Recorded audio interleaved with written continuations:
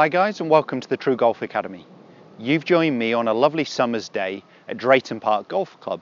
I'm out on our 16th tee, and what I'm going to be filming today is how the club face on the downswing affects how much club face closure we need into impact. So what we're really talking about is the rate of closure, how quickly that toe of the golf club is passing the heel, and what's right for you. Stay tuned to find out more. Right, so as mentioned, what we're going to be talking about today is how the club face on the downswing affects how much closure we need. How much do we need to use our hands? How much do we need to use our body? What we call the rate of closure of the club head. So we know that the toe of the golf club into impact is moving quicker than the heel, and that is a power source, but we also know that a lot of golfers rely on too much hand and arm action to try and square this club face, and that is a source of power but a real source of inconsistency without a lot of repetition, without a lot of practice.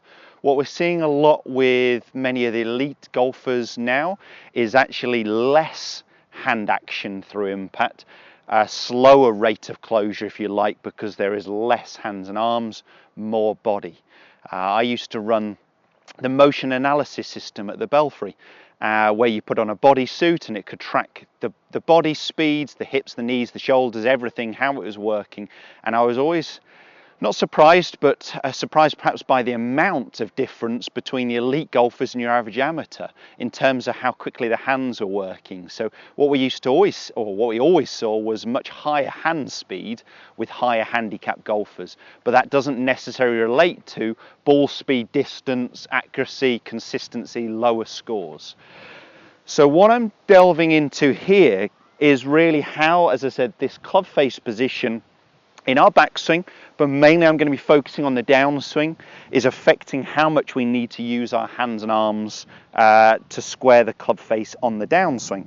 So my preference, if I delve into that first of all, would be at the top of the backswing to see a pretty flat left wrist, and I'd like the leading edge of the golf club to be the same angle as my left arm here at the top of the backswing. So more of a closed club face position would be the loft pointing up towards the sky, and an open position would be the toe hanging down. If we're going to be either way, I'd much prefer to see more of a closed position with the face pointing more upwards than ever an open club face in the backswing where the toe is hanging down.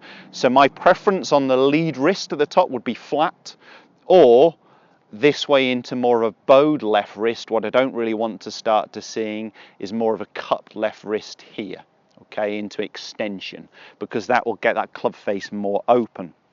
So the top of the backswing definitely affects it. However, there are elite golfers who get this cupping in their wrist at the top of the backswing, the club perhaps a little bit more cross-lined, and they change direction, and as that lead wrist goes a little bit more into flexion. And again, that can act as a power source, but without a lot of practice time, without a lot of repetition, there's more moving parts in there. It's a little bit harder to synchronize what your hands and arms are doing to what your body's doing.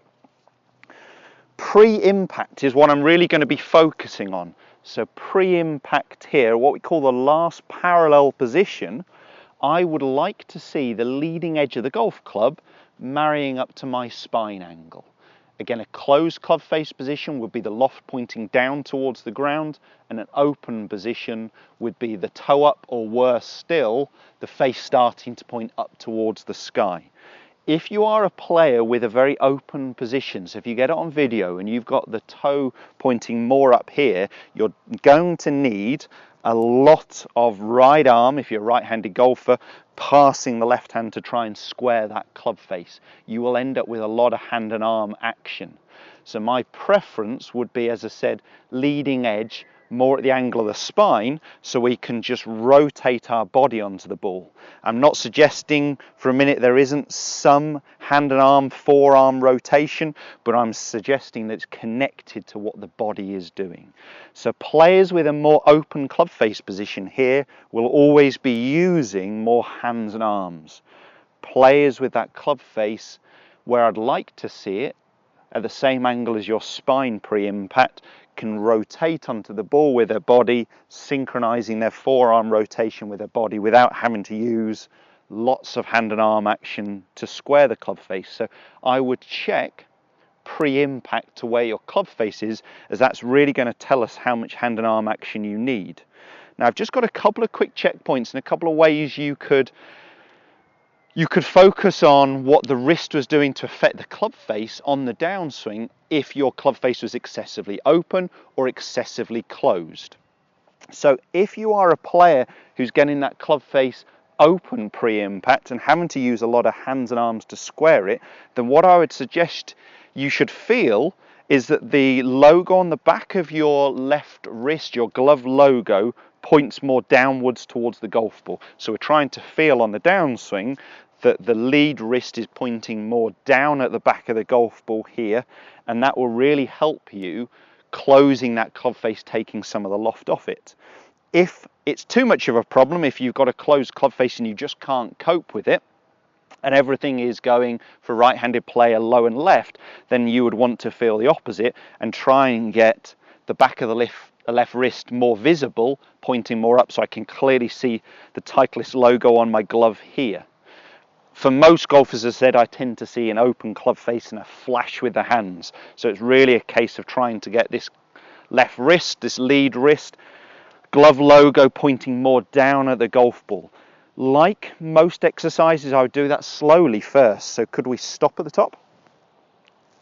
Angle my back of my lead wrist down at the golf ball to last parallel here, and just a small pump movement into hitting it. Angle that wrist down, 1, 2, 3, and turn through. Create that rotation with my body. That actually went a little too far left. If that was club face, fine, I can change club face, or can I rotate my body a little bit quicker towards the target? Let's do that one more time. Same position here. 1, 2, 3. There we go. Rotate my body quicker and I really square that club face. I don't end up using my hands and arms as much to get that ball going left of target. Put it into some practice swings first, doing it slow motion before you go ahead at a fuller pace. Let's just hit one flat out one.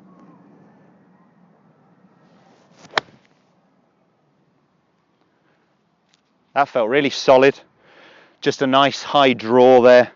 Definitely getting that feeling of that club angling down a little bit more. I hope that video has helped you understand a little bit more how our lead wrist position affects the club face position on the downswing, which in turn is affecting how much we need to use our hands and arms and body to try and square the club face into impact. If that video has helped, give us a thumbs up. Do subscribe to the channel for all the other content every Monday, Wednesday and Friday at 5:30.